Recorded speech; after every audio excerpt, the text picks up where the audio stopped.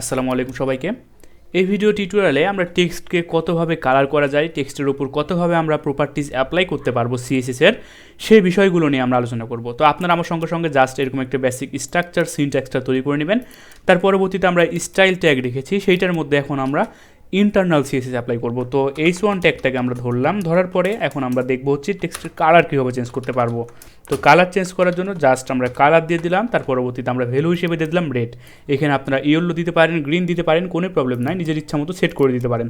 তাহলে দেখেন আমার কিন্তু কালারটা রেড চলে এসেছে। তো এইভাবে আমরা কালার সেট করতে পারলাম। তার পরবর্তীতে আমরা এখন যেটা সেট করব সেটা হচ্ছে টেক্সট অ্যালাইনমেন্ট। টেক্সটটা আসলে কোন সাইডে থাকবে। তো আমাদের যেহেতু বাই ডিফল্ট লেফটেই রয়েছে, সেজন্য আমরা এখন দিয়ে দিলাম সেন্টার।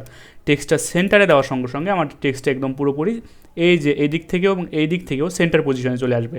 তো এটা অত্যন্ত ইম্পর্টেন্ট একটা বিষয়। তার পরবর্তীতে আপনারা টেক্সট রাইট দিতে পারবেন। তো টেক্সট রাইট আপনারা ইউজ করতে পারবেন। Ctrl+H দিয়ে সেভ করে নিলাম। তার পরবর্তীতে আমি যদি রিফ্রেশ করে দেখি, তাহলে দেখেন এটা কিন্তু আমার রাইটে চলে এসেছে। তাহলে এইভাবে আপনি কিন্তু লেফট রাইট সেট করতে পারবেন। তো বাই ডিফল্ট কিন্তু এটা লেফটে থাকে, তাহলে আপনারা এভাবে রাইটও নিতে পারবেন বা লেফটেও নিতে পারবেন বা সেন্টারও নিতে পারবেন। তো আমি এটাকে আপাতত সেন্টারে রাখলাম।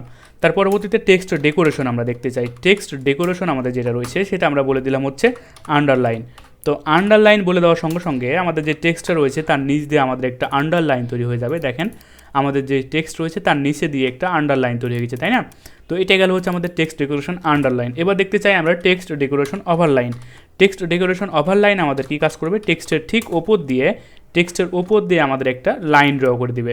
তাহলে দেখেন যেরকম আমাদের আন্ডারলাইন ছিল, এখন আমাদের ঠিক ওপর দিয়ে সেই কাজটা করে ফেলেছে। এরপরও দেখতে চাই আমরা টেক্সট ডেকোরেশন লাইন থ্রো।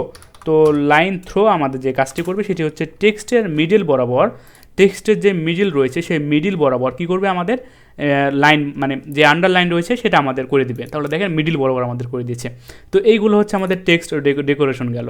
তার পরবর্তীতে টেক্সট ডেকোরেশন নান করতে পারবেন আপনারা যখন অ্যাঙ্কারটা ইউজ করবো, সেটাও আমি আপনাদেরকে দেখাবো, কোনো প্রবলেম নাই। এটা আমাদের টেক্সট ডেকোরেশন গেল। এখন আমরা যে বিষয়টা নিয়ে আলোচনা করব সেটা হচ্ছে টেক্সট ট্রান্সফর্ম নিয়ে আলোচনা করব। তো টেক্সট আমি ডেকোরেশনটা আপাতত এটা আন্ডারলাইন রেখে দিচ্ছি আপনাদের বোঝার সুবিধার্থে। টেক্সট ডেকোরেশন আন্ডারলাইন এবং টেক্সট যেটা রয়েছে, টেক্সট ট্রান্সফর্ম যেটা রয়েছে সেটা এখন আমি আপনাদেরকে দেখাতে চাই। তো টেক্সট ট্রান্সফর্ম নিয়ে আমি আপনাদেরকে জাস্ট একটু আলোচনা করতে চাই। টেক্সট ট্রান্সফর্ম এখন আমাদের কি করবে, টেক্সট ট্রান্সফর্মকে এখন আমরা যেটা বলে দিতে চাই, সেই ট্রান্সফর্ম বানানটা আমার ভুল গেছে, ট্রান্সফর্ম অবশ্যই বানানটা আমার ভুল গেছে, ট্রান্সফর্ম, হ্যাঁ। টেক্সট ট্রান্সফর্ম নিয়ে এখন আমরা আলোচনা করব। তো টেক্সট ট্রান্সফর্ম আমরা কী করতে চাচ্ছি, আপার কেস দিয়ে দিলাম। সর্বপ্রথমে আপনাদের বোঝার সুবিধার্থে আমরা এটা বলে দিলাম হচ্ছে আপার কেস। তো আপার কেস দিয়ে দেওয়ার সঙ্গে সঙ্গে দেখেন আমাদের এই যে লেখাটা রয়েছে সেটা এখন আপার কেসে চলে আসবে। তো দেখেন এটা কিন্তু আমাদের আগে ছিল হচ্ছে স্মল এবং ক্যাপিটাল লেটার মিলে ছিল, এখন সেটা কিন্তু বড় হাতের হয়ে গেল। তো এটা হচ্ছে আমাদের টেক্সট ট্রান্সফর্ম। তার পরবর্তীতে আপার কেস করে দিলাম। এই টেক্সট ট্রান্সফর্মকে আমরা ভ্যালু হিসেবে আরও কিছু দিতে পারি, সেটা হচ্ছে লোয়ার কেস। তো আমরা লোয়ার কেস এখন ইউজ করতে পারবো, কোনো প্রবলেম নাই। তো সেটা আমরা ইউজ করে ফেলি লোয়ার কেস। Ctrl+H দিয়ে সেভ করে নিলাম। তার পরবর্তীতে আমরা যদি এটাকে রিফ্রেশ করি, তাহলে দেখেন টেক্সটটা কিন্তু আমাদের কিন্তু আগে ট্রান্সফর্ম আপার কেসে ছিল, এখন কিন্তু আমাদের লোয়ার কেস চলে আসলো। এই কাজগুলো আপনারা করতে পারবেন। তার পরবর্তীতে আরও রয়েছে, সেটা হচ্ছে ক্যাপিটালাইজ করতে পারবো আমরা, টেক্সট ট্রান্সফর্ম ক্যাপিটালাইজ। তাহলে সেটাও আমরা করে ফেলি। তাহলে ক্যাপিটালাইজ করলাম। ক্যাপিটালাইজ করার জন্য আমরা যে কাজ করতে পারি, লার্ন উইথ ফিচ যেটা রয়েছে সেটাই রেখে দিলাম। এবং যদি আমরা রিফ্রেশ করে দেখি, তাহলে দেখেন আমাদের কি আসে। দেখেন আমাদের ওয়ার্ডের সর্বপ্রথম অক্ষরটা কিন্তু আমাদের ক্যাপিটালাইজ কাজ করেছে। এইভাবে আপনারা ক্যাপিটালাইজ কাজগুলো করতে পারেন বা টেক্সট ট্রান্সফর্ম নিয়ে কাজগুলো করে থাকতে পারবেন। তার পরবর্তীতে আমরা দেখতে চাই টেক্সটের শ্যাডো নিয়ে আলোচনা করতে চাই। তো টেক্সটের শ্যাডো কীভাবে আমরা করতে পারবো সেটা আমরা এই ভিডিও টিউটোরিয়ালে করে ফেলি। তো জাস্ট যেটা আমরা করব, আমরা কালারটা আপাতত কেটে দিচ্ছি টেক্সট শ্যাডো ভালোভাবে বোঝার জন্য। তো টেক্সট নিলাম, টেক্সট শ্যাডো। তো টেক্সট শ্যাডো এখন আমাদের কি করতে হবে, হরিজন্টাল এবং ভার্টিক্যালি আমাদেরকে কিছু কালার অ্যাপ্লাই করতে হবে, বা আপনারা লেফট রাইটে যে সমস্ত রয়েছে বিষয়গুলো রয়েছে সেগুলো আপনারা ভ্যালু হিসেবে সেট করে দিতে পারেন। তো আমি দিয়ে দিলাম 2 পিক্সেল এবং 3 পিক্সেল, এভাবে আমরা দিয়ে দিলাম। তার পরবর্তীতে Ctrl+H দিয়ে সেভ করলাম। তো দেখেন আমাদের কি কাজ করে থাকে, টেক্সটটা কিন্তু আমাদের শ্যাডোর মতো হয়ে গেছে, তাই না? তো এইভাবে আপনারা টেক্সট শ্যাডো দিতে পারেন। তো এখানে কিন্তু আপনার ইচ্ছা করলে আরও একটি প্রপার্টি ভ্যালু হিসেবে ইউজ করতে পারবেন, সেটা হচ্ছে টেক্সট শ্যাডোর কালারটা আপনারা ইউজ করতে পারবেন। তো টেক্সট শ্যাডোর কালারটা আমি দিয়ে দিলাম ব্লু। তো দেখেন আমাদের যেই টেক্সট শ্যাডোর যে কালার সেটাও এখন আমাদের অ্যাপ্লাই হয়ে যাবে, ব্লু কালারটাও কিন্তু আমাদের অ্যাপ্লাই হয়ে গেল। তো এইভাবে কিন্তু আপনারা টেক্সট শ্যাডো হিসেবে ইউজ করতে পারবেন, কোনো প্রবলেম নাই। তো আশা করি আপনারা সকলে বিষয়টা বুঝতে পেরেছেন। এর পরবর্তীতে আমরা যে কাজ করব সেটা হচ্ছে আপনাদের বোঝার সুবিধার্থে আমি কিছু লরেম টেক্সট নিয়ে নিচ্ছি, লরেম টেক্সট 30। তো বা আপনারা সেখানে প্যারাগ্রাফ ইউজ করতে পারেন, কোনো প্রবলেম নাই। তো আপনাদের বোঝার জন্য আমি জাস্ট এইখানে একটি প্যারাগ্রাফের মধ্যে আমি কিছু লরেম টেক্সট নিয়ে নিচ্ছি।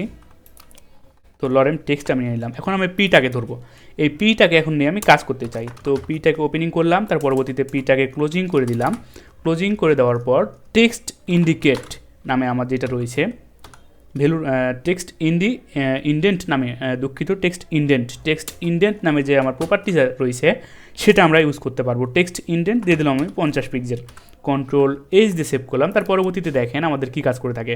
তো টেক্সট ইন্ডেন্ট দেওয়ার পূর্বে আমি এটাকে কেটে দিচ্ছি আপনাদের বোঝার সুবিধার্থে। সর্বপ্রথমে রান করলে আমাদের কিন্তু প্যারাগ্রাফ এরকম আসলো, তাই না? তো এবার আমরা দেখতে যাচ্ছি হচ্ছে টেক্সট ইন্ডেন্ট করলে আমাদের কী আসে। তো এবার আমরা টেক্সট ইন্ডেন্ট দিয়ে দিলাম, টেক্সট ইন্ডেন্ট 50 পিক্সেল। তাহলে দেখেন আমাদের কী কাজ করে থাকে, আমাদের এই দিক থেকে কিন্তু 50 পিক্সেল সে সরে গেছে।